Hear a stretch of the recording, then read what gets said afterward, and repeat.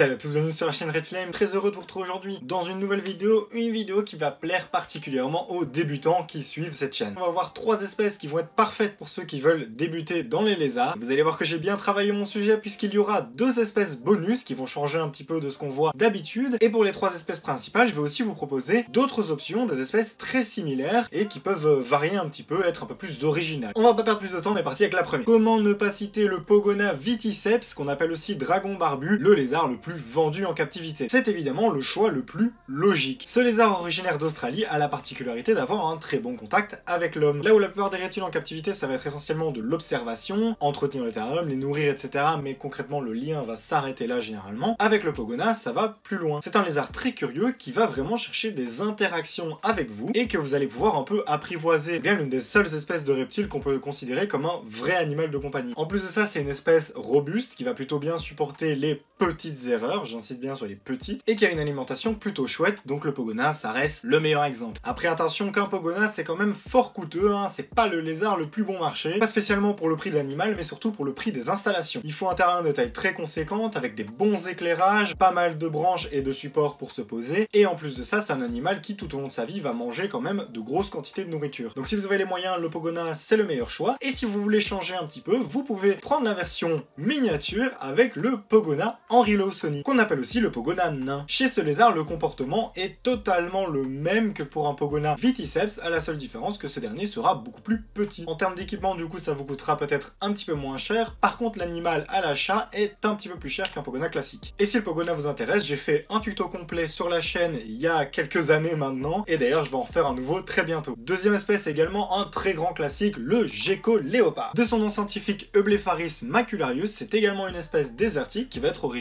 du Pakistan notamment. Ici, je pense que ce lézard, il va surtout plaire aux débutants qui sont un peu plus calmes et qui cherchent un animal qu'il va falloir un petit peu plus observer. En effet, le gecko léopard, c'est une espèce nocturne, donc la journée, vous le verrez pas beaucoup. Malgré tout, c'est un lézard qui a un très bon caractère et que vous pourrez sans aucun problème manipuler. C'est un lézard qui lui aussi est plutôt robuste et qui, contrairement au Pogona, va avoir un gros avantage, c'est au niveau du coût financier. C'est un lézard qui va vivre dans un terrarium de taille beaucoup plus raisonnable, un minimum de 60 cm de longueur qu'à certains lézards terrestres. Donc forcément, si le terrarium est plus petit, le prix de toutes les installations, etc. est réduit proportionnellement. Ici, pour le gecko léopard, c'est compliqué de trouver des espèces vraiment similaires et qui vont être tout autant robustes. Les Nephrurus, les Geckopanther, les Stenodactylus, il y en a beaucoup, mais ce sont des espèces qui vont être sensiblement plus fragiles ou plus timides. Donc ici, restez peut-être sur le gecko léopard et franchement, il y a vraiment moyen de s'amuser parce qu'en plus, il y a plein de colorations qui ont été travaillées en captivité, donc vous pourrez sûrement trouver votre bonheur. Et on arrive à la 3e espèce, on reste dans les geckos, mais on va aller plutôt dans le tropical humide cette fois-ci, avec un lézard qui nous vient du bout du monde, la Nouvelle-Calédonie, petit territoire français proche de l'Australie. On y retrouve le gecko à crête, Corelophus ciliatus. Encore une fois, une espèce dont vous avez sûrement entendu parler. Ici, on retrouve un lézard qui va être de nouveau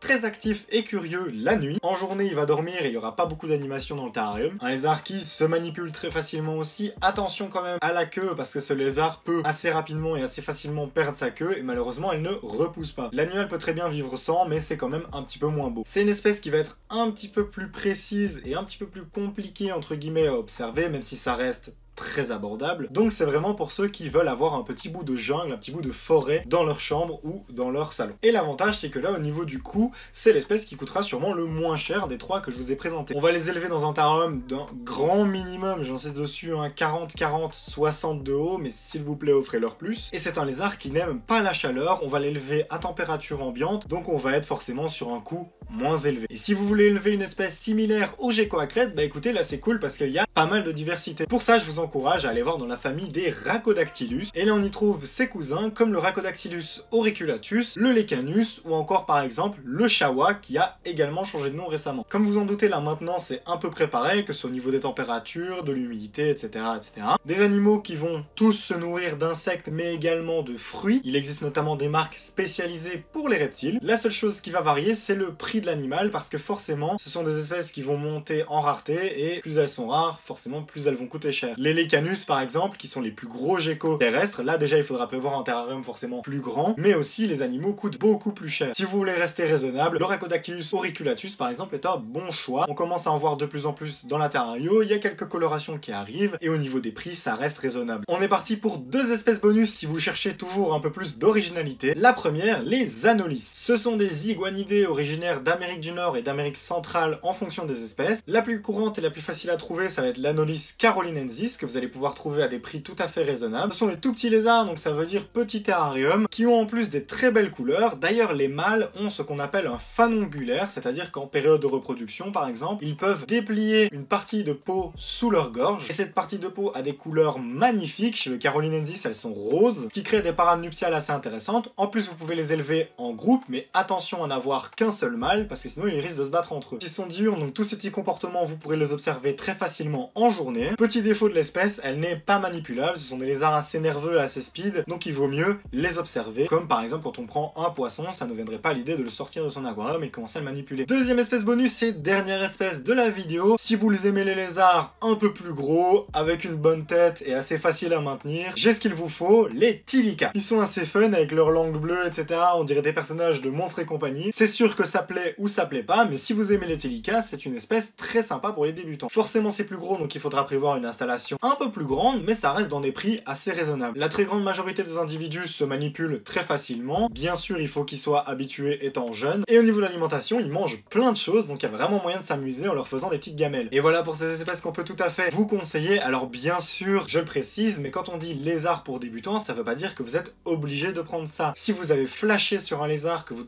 adorez, que vous trouvez magnifique, et que vous voulez celui-là précisément, même si vous êtes débutant et que vous en avez jamais eu avant, pourquoi pas vous lancer? Ça dépend évidemment de la difficulté, mais il y a beaucoup d'espèces accessibles. Ici, les espèces qu'on vous conseille, ce sont des espèces qui vont être assez agréables et qui vont vous introduire dans la terrario de manière plutôt cool. Ici, le but n'était pas de faire un tuto pour chacune de ces espèces, ça aurait fait une vidéo extrêmement longue. C'est à vous à creuser un peu plus. Si c'est par exemple le gecko à crête ou le pogona, vous pourrez trouver des vidéos sur ma chaîne YouTube, mais évidemment, il y en a plein. En tout cas, j'espère que cette vidéo vous aura plu. Si c'est le cas, n'hésitez pas à mettre un petit pouce bleu, vous abonner si vous découvrez la chaîne et découvrir toujours plus de nouvelles vidéos sur les reptiles. Allez faire un tour en description sur tous mes différents réseaux sociaux, ça me ferait super plaisir. Et on se retrouve la semaine prochaine pour une prochaine vidéo. Ciao tout le monde!